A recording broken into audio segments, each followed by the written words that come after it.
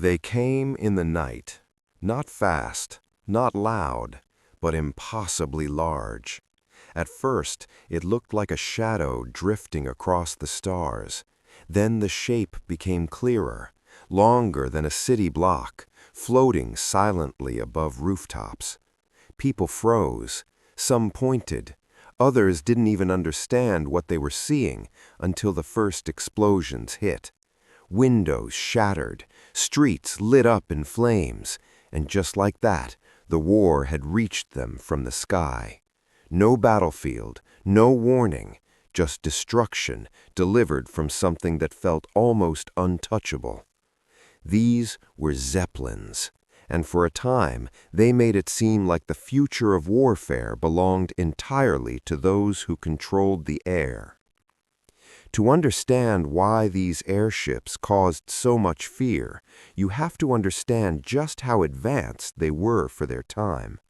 Developed by Ferdinand von Zeppelin, these massive rigid airships were unlike anything the world had seen before. Built with an internal metal framework and filled with hydrogen gas, they could travel long distances, carry heavy payloads, and remain airborne for hours, even days. Compared to the fragile airplanes of the early 1900s, Zeppelins felt almost invincible. They weren't just experimental machines, they were strategic weapons. When World War I began, Germany quickly recognized the potential of these airships. At a time when most warfare was still confined to trenches and artillery, Zeppelins introduced something entirely new: long-range aerial bombing. They could bypass front lines completely and strike directly at cities, factories, and civilian populations. This wasn't just a military advantage, it was psychological warfare on a massive scale. Starting in 1915, German Zeppelins began carrying out bombing raids over United Kingdom, especially targeting London and other major cities. For civilians, it was something unimaginable. War had always been something that happened somewhere else, far from everyday life. But now, suddenly, danger could appear overhead at any moment. Sirens would sound, lights would go out, and people would look up, searching the sky for something they could barely see. The physical damage caused by these raids, while serious, was not always massive in scale, but the fear they generated, that was enormous. Zeppelins didn't need to destroy entire cities to be effective. They just needed to prove that nowhere was safe. That alone was enough to change how people experienced war. And in those early days, stopping them was incredibly difficult. They flew high, often beyond the reach of most aircraft and anti-aircraft weapons. Pilots who tried to intercept them faced dangerous conditions, flying in primitive planes with limited capabilities. It felt, at least for a while, like these massive airships had no real counter. But Zeppelins had a critical weakness, one that would eventually define their downfall: hydrogen. The gas that allowed them to float also made them highly flammable. At first, this didn't seem like a major issue, because standard ammunition couldn't easily ignite them. Bullets would pass through the structure without causing immediate damage. That changed with the introduction of incendiary ammunition. Suddenly, pilots had a way to turn these massive airships into burning targets. Once a Zeppelin caught fire, there was no saving it. The entire structure would ignite, creating a massive fireball in the sky, visible for miles. These moments were dramatic and unforgettable. Entire cities would watch as these giants, once symbols of fear, fell from the sky in flames. It was a turning point, not just technologically, but psychologically. The invincible had become vulnerable. As the war progressed, the race between weapon and countermeasure intensified. The United Kingdom improved its air defenses, developed better fighter planes, and trained pilots specifically for Zeppelin interception missions. Slowly but surely, the balance began to shift. And then came the involvement of the United States. When America entered the war in 1917, it didn't just bring manpower, it brought industrial strength, fresh ideas, and a rapidly growing aviation sector. American engineers and military strategists began analyzing everything, including how to deal with threats like Zeppelins more effectively. Even though the U.S. didn't face Zeppelin bombings on its own cities, its role in advancing aviation technology and supporting Allied efforts helped accelerate the decline of these airships. It became less about reacting and more about staying ahead. This is where the story takes an interesting turn, because while Germany had introduced the Zeppelin as a revolutionary weapon, it was the Allied response, strengthened by American innovation, that ultimately neutralized its impact. Faster aircraft, better weapons, and improved coordination meant that Zeppelins were no longer safe in the skies. And the numbers began to show it. More and more airships were being shot down. Missions became riskier. Crews knew that every flight could end in disaster. What had once been a powerful advantage was now becoming a dangerous liability. This shift highlights something crucial about warfare, especially in the modern era. It's not just about who creates the first breakthrough, it's about who adapts the fastest. And in that sense, the response to the Zeppelin threat showed exactly how powerful that adaptability could be.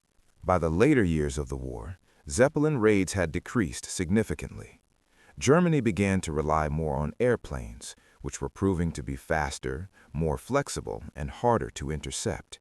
The era of the giant airship as a dominant weapon was coming to an end.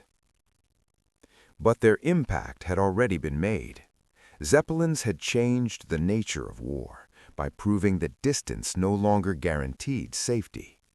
They had introduced the idea that civilians could be targeted directly from the air, a concept that would shape conflicts for decades to come. And perhaps most importantly, they had forced nations to evolve, to innovate, to rethink everything they knew about defense and strategy. There's also something deeply human about how people responded to this new threat. Imagine hearing that distant hum in the night, not knowing if your home would be next. Imagine watching the sky, trying to spot something almost invisible. The fear was real, but so was the determination to overcome it. Pilots who went up to intercept Zeppelins were facing enormous risks. They flew at high altitudes, often in darkness, with limited technology and no guarantee of success. And yet, they went anyway, because stopping those airships meant protecting thousands of lives below. And over time, they succeeded. Not instantly, not easily, but consistently enough to change the outcome. For the United States, this moment was part of a larger transformation. The country was stepping onto the global stage, not just as a military power, but as a leader in innovation. The lessons learned during this period about aviation, technology, and rapid adaptation would shape its role in future conflicts. It wasn't about one battle or one weapon. It was about a mindset, the ability to look at something new, something intimidating, and figure out how to overcome it. That's what turned the tide, not just against Zeppelins, but against many challenges that followed. And that's where the quiet sense of pride comes in. Not loud, not forced, just the recognition that when the situation demanded it, the response was there, strong, intelligent, and effective. By the time World War I ended in 1918, the Zeppelin had gone from a symbol of dominance to a reminder of how quickly technology can evolve.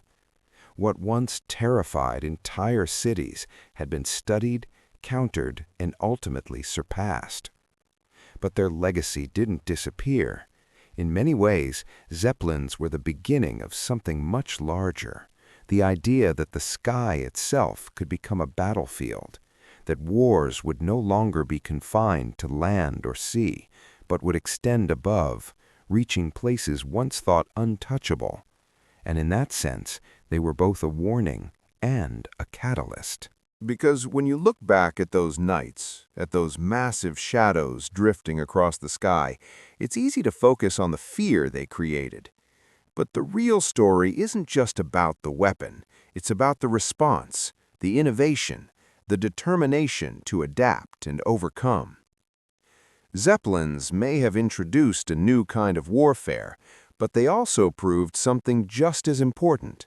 No matter how advanced a threat may seem, it's never beyond reach. Not when people are willing to learn, to evolve, and to push forward. And maybe that's the most powerful takeaway of all. The giants of the sky didn't disappear because they were never strong. They disappeared because something stronger came after them. And maybe that's what makes this story still resonate today. Not just the image of those massive airships drifting silently above sleeping cities, but what came after. The realization that no matter how overwhelming a new technology may seem at first, it never stays untouchable for long. Someone, somewhere, is always working to understand it, to challenge it, and eventually to surpass it. The Zeppelins didn't just change warfare. They revealed a pattern we still see today. Innovation creates power, but adaptation decides who keeps it. And in the end, it's not the size of the threat that matters most, it's the response to it. If you enjoyed this video, don't forget to like, subscribe, and turn on notifications so you don't miss the next story. And let me know in the comments, what piece of history should we explore next?